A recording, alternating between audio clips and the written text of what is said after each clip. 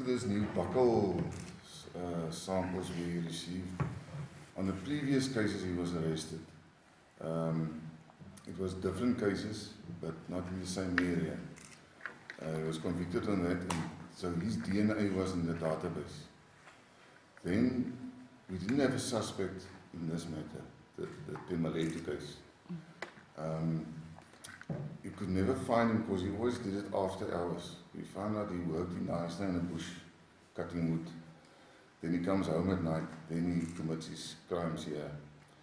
We didn't have this, the descriptions differed, so it was very difficult. Then, in one of the instances, when we took all the cases together and checked the email, there was one lady who said that there's a boy staying behind her, and he fits the description of these children, or the suspect.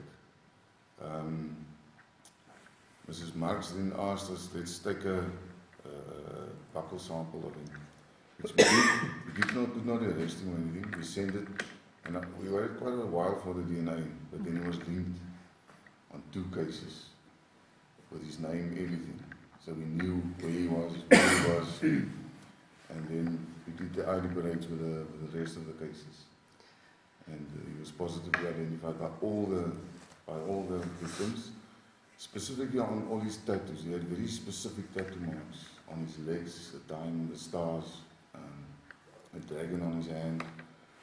So that was quite and we arrested him, and at once he said, I did it. So that's how we got him.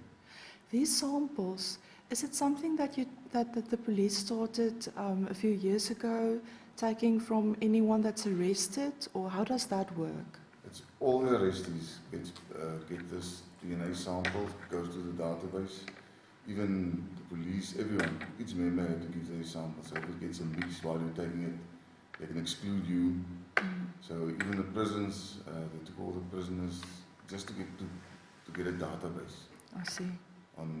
They actually want everyone to do it. And has this in the past helped a lot by solving with the solving of several crimes? In the past, we struggled with the time we wait for DNA. But now with the buckle system and the database, they pick it up very quickly. They pick up one guy, 3 or 4, 5, 6, 7 cases. There's a guy now in Joburg that was arrested on 11 cases. From Cape Town, he committed his crimes up to Durban and one in Iceland. So that buckle system works. The schedule of offences on Schedule 8 of that Act that regulates the samples that can be taken and so on. So those are the offences that we prioritize. Usually all the serious cases. When was that, and why did you look for him in those years, or what happened? That time he was it here in George, or what? no, it was in, I think it was here, House Reka, I'm not sure. Where? House Reka, it's in Cape Town. So it was there. One of the childcare facilities in Cape Town. In Afrikaans we call it uitgedros. Okay. Then he's supposed abscond. When was that? It was during his 5 years that he, I think he was 16, 15 or 16. What year was it? He's 20 now, so it's for 4 years back. Okay. So it's 2014. 2014, more or less. Round about. Okay. Then the police was supposed to open they was supposed to open an absconding docket, Yeah. but they never did that. Never. And the institution was supposed to open it up. But it's not under the police.